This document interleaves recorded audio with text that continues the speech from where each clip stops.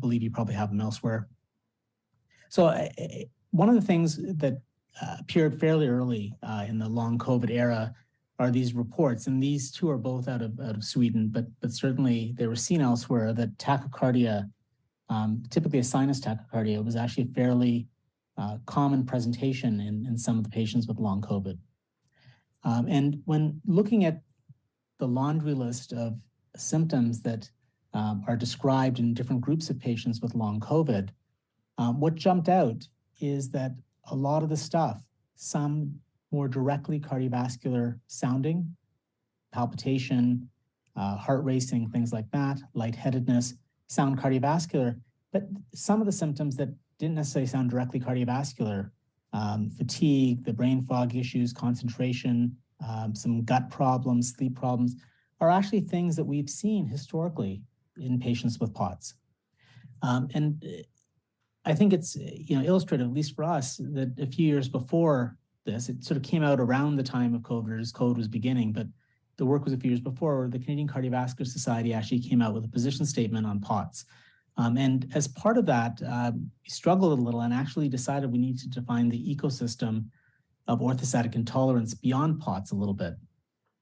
And what we came up with was this rubric where, for clinical disorder, you needed a combination of physiology, the orthostatic tachycardia, for a diagnosis of POTS, and symptoms of orthostatic intolerance. But that led to, different diagnoses. So you had POTS up in the top right corner with lots of tachycardia and lots of symptoms. But then you had people that have a lot of the orthostatic intolerance symptoms, maybe without as much tachycardia, but had something. And we didn't necessarily know what was causing it, perhaps in either case. And we labeled them postural symptoms without tachycardia. I grant you, wordsmithing was not our strength. And in both of these groups, there are patients with primarily those cardiovascular sounding or orthostatic sounding disorders. And then there are people that have that and something else, sometimes multiple something else, that are significant comorbidities that are actually driving poor quality of life. And to complicate things, the group diagnosed with ME/CFS, based on whichever set of criteria that are being used, overlap both groups, right? So it's, you can sort of clump everything together, but if we want to try and understand stuff, recognizing that each of these is probably due to or has multiple different causes in different people, it's worth sort of trying to break them apart. Years ago, when I was still at Vanderbilt, a colleague, Louis Okamoto, actually looked at a cohort of POTS patients that we had brought into the Clinical Research Center at Vanderbilt. So these were sick patients, sick enough that they came and hung out with us for a week in hospital, and tried to map them against the CDC criteria for CFS back then. And what we found was that there was a lot of overlap. I think about 60% of the POTS patients met CFS criteria. So ultimately, these are disorders that aren't the same, but overlap a lot, and that's worth keeping in mind when trying to tease out what's going on. And realistically, some of the treatments that we're going to be talking about for POTS specifically will apply to these other disorders, including ME/CFS. So to get you up to speed, some of you may be very familiar with POTS, some of you might not. It's a clinical syndrome. It requires abnormal physiology, particularly the hemodynamic hallmark is an excessive orthostatic tachycardia. Remember, orthostatic tachycardia is physiologically normal, but too much is not good. That's defined as an increase in heart rate of greater than 30 beats per minute in adults.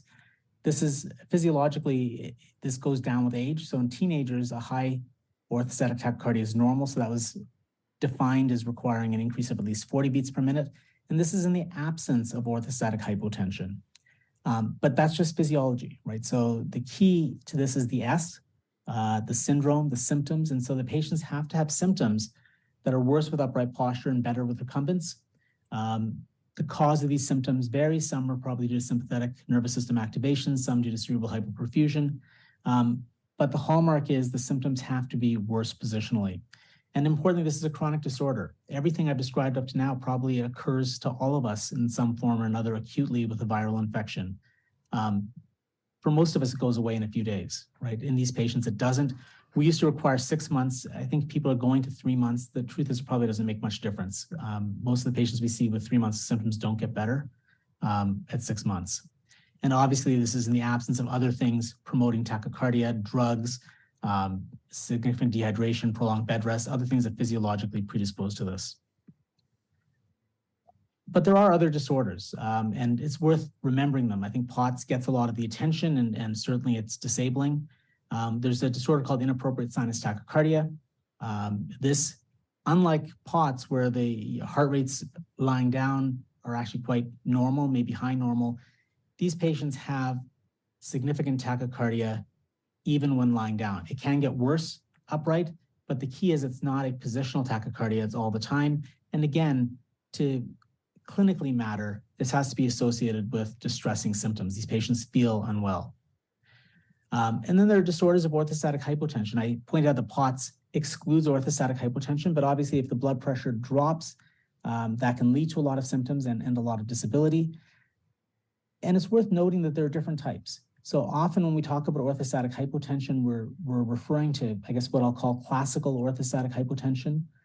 This is a drop in blood pressure of at least 20 millimeters of mercury in systolic pressure or 10 in diastolic pressure that occurs within 3 minutes of standing and stays down. We typically see this in older patients, middle age or older, often in the setting of other medical illnesses. There's often a neuropathy of some sort. It can be associated with diabetes as a complication. It can be associated with Parkinson's disease and other synucleinopathies.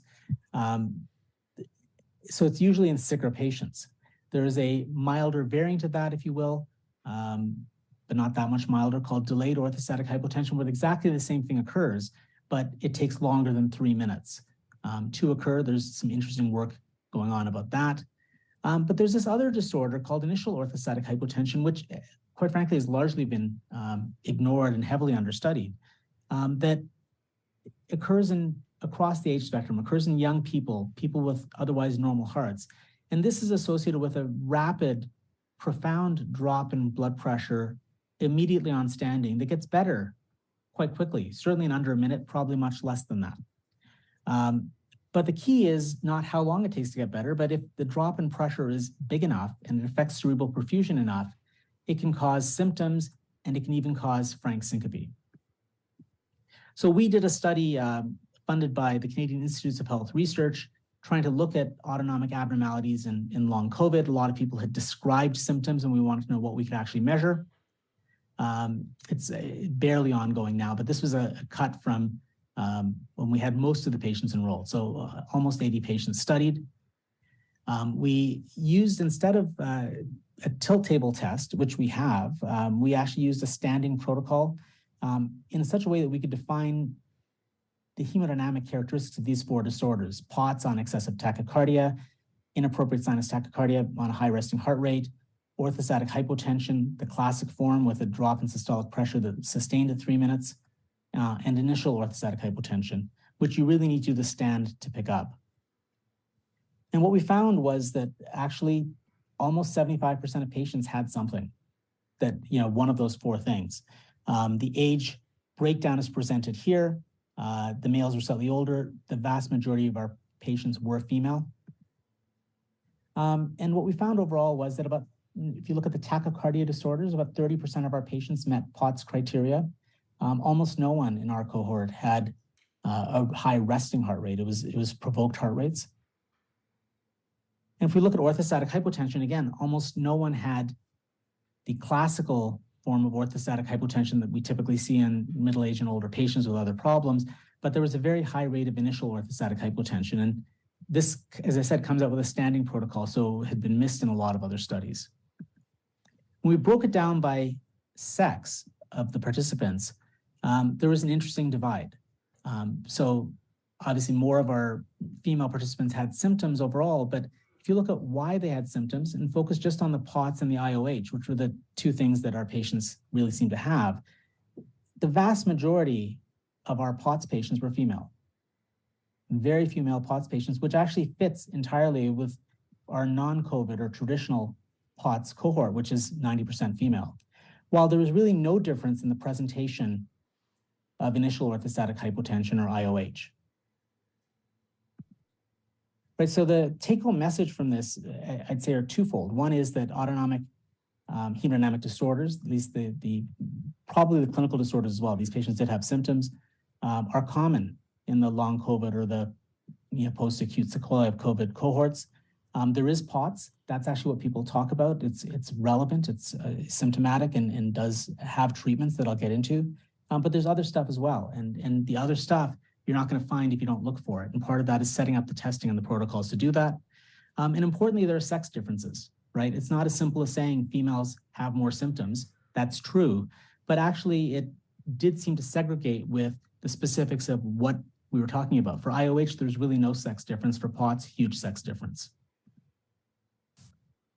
Just a couple of words about IOH because there's a treatment for it, right? So this is a large transient drop in pressure that occurs by definition within 15 seconds, often in under 10 seconds. And it really occurs mainly with an active stand. We see on the bottom panel here with a tilt table, there's a very slight drop when the table tilts up, but not nearly as large as in the top panel where with active standing, with thigh muscle contraction, the pressure drops a lot. And this is due to probably what's here listed here, which is a transient rapid vasodilation, dropping vascular resistance, combined with the stroke volume drop that we all experience when we stand up.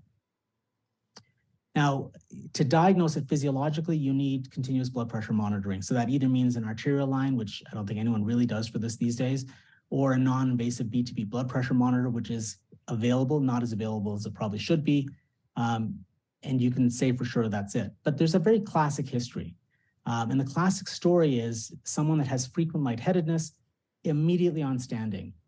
And if they hold on within 1 minute, less than a minute, they're better and they can do whatever they stood up to do. Rarely they'll have to sit down if it's bad enough. And the interesting thing is when they sit down and stand up again, it doesn't tend to occur again. Rarely can cause syncope. The typical history is actually get up at night to go to the bathroom and you pass out on the way to the bathroom. And that is this.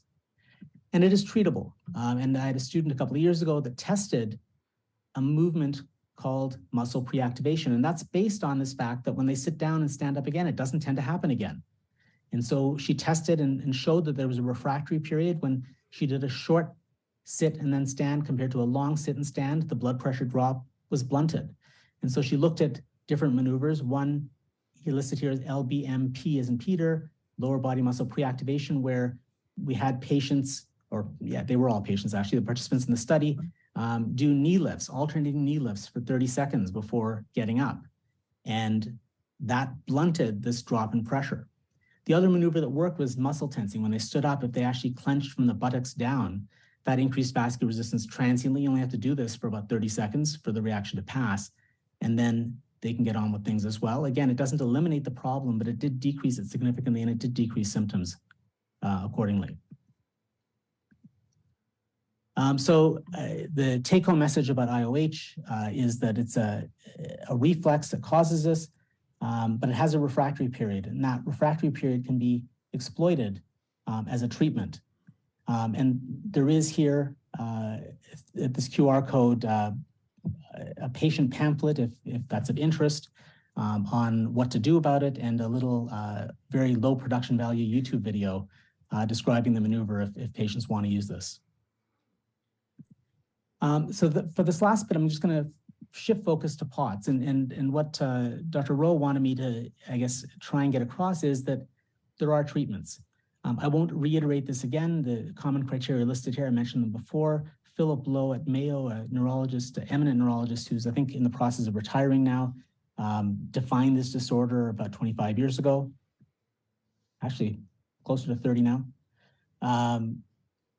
So the hallmark of POTS I mentioned is an excessive tachycardia. So if you focus on this tilt on the right of a control subject, the key message is that the heart rate going up in a control subject is normal, right? We see that in the top channel here. If you look at the blood pressures between the two groups, I think the POTS blood pressure looks qualitatively different, but the average blood pressure is not low. It's probably not different. If anything, it may be marginally higher. But what is striking is that the heart rate in the POTS patient in the top left, it goes up early and it keeps going up and it goes up a lot. And obviously this is one of our worst patients, but this patient had us put the tilt table down. She didn't make it through the full 30-minute protocol that we were as part of the study. And her heart rate at the time was almost 180 beats a minute, right? So this is an extreme case, but not certainly an unheard of case of someone with POTS. Physiology is great, right? But that's not what drives patients to our clinic. It's how they feel. And if you look at quality of life, this is not our data. This was data we found in publications looking at the use of the SF-36 in different disorders that are viewed as having a poor quality of life. In this case, chronic back pain patients with that and patients on hemodialysis for end-stage renal disease. And I put this here just to overlay the quality of life that we found in our POTS patients using similar tool. So this doesn't speak to why the patients feel miserable, but it does point out the quality of life is comparable. Self-described quality of life is comparable to those patients on hemodialysis. In terms of treatment, I'd break them down into non-pharmacological approaches and pharmacological approaches. Everyone gets, in my clinic, gets non-pharmacological advice. Most, I'd say, need pharmacological treatment as well. So it's not really an either or. It's foundational and then layered depending on specific needs. We typically, for years, have advised patients to really take in a lot of salt. Interestingly, the data around this is very poor. We finally published a paper a few years ago that was based on an NIH grant I had when I was at Vanderbilt, looking at sodium intake. So we had POTS patients and some healthy volunteers actually come in twice to our CRC for a week, one on a very low sodium diet and 1 week on a high sodium diet. And we, at the end of the week, once we allowed the things to get into steady state, we studied them and we looked at blood volumes. We did formal autonomic testing. We did supine and standing heart rates with blood for norepinephrine as a poor man's marker, if you will, or a slightly poor man's marker of sympathetic tone, right? Norepinephrine being the main neurotransmitter in the vascular sympathetics.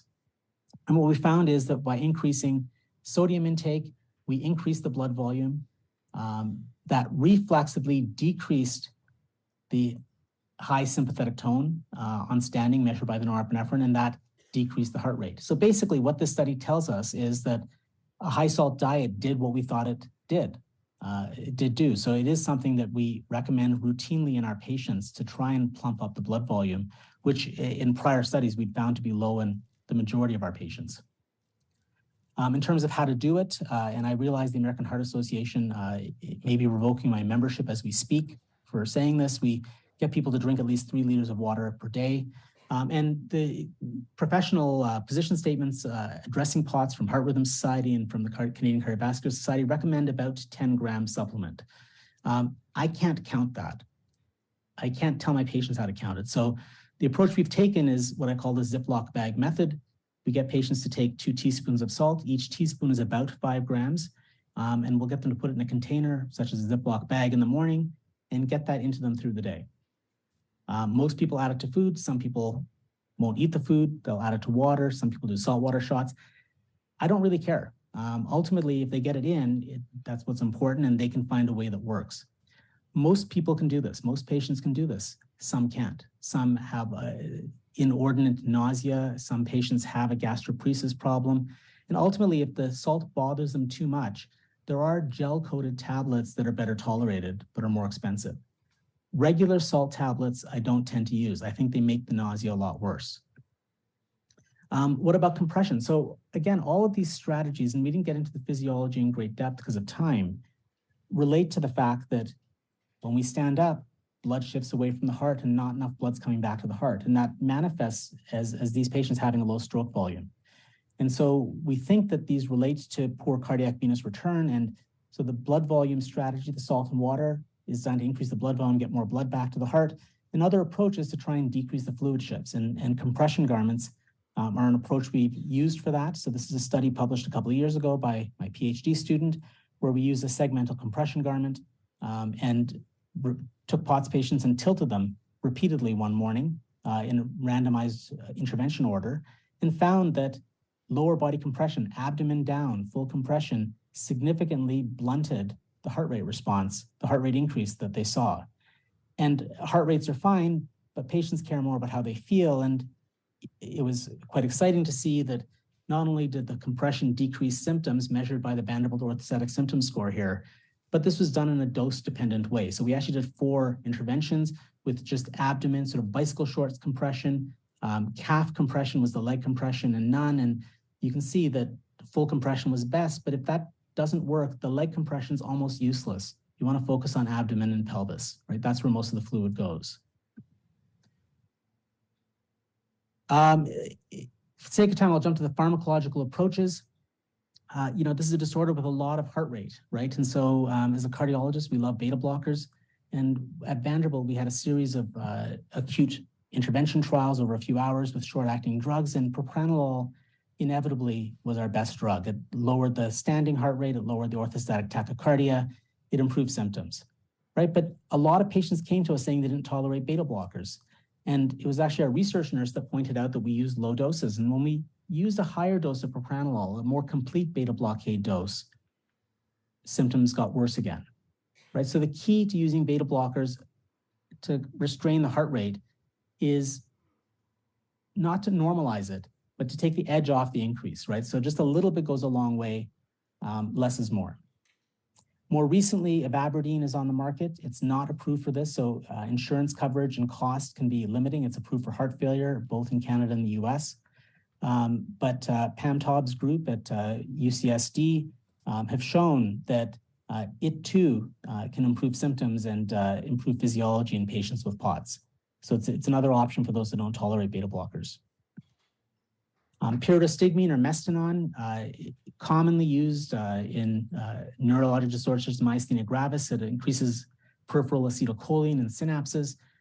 We found that it lowered heart rate in POTS patients and improved symptoms, right? But in terms of tolerability, most patients tolerate it, but it does increase gut motility. And so in a large series out of Toledo by Blair Grubb's group, but 20% didn't tolerate it, had to stop the drug, and it was almost all because of abdominal cramping and diarrhea. So beware on those patients. I'm going to stop there and just say we've set up a couple of patient brochures on our website. If you have patients that are having symptoms, these are freely accessible. Again, the QR code's listed here, and they're welcome to our information. It's focused on the non-pharmacological approaches, recognizing that the pharmacology probably has to be tailored a little more to the specific patient by their physician. So the take-home message is that these chronic disorders, all but certainly the orthostatic intolerance ones that I see, are associated with a ton of disability. We can't cure it, at least I can't, but we can treat it, right? And I think that's the key message, because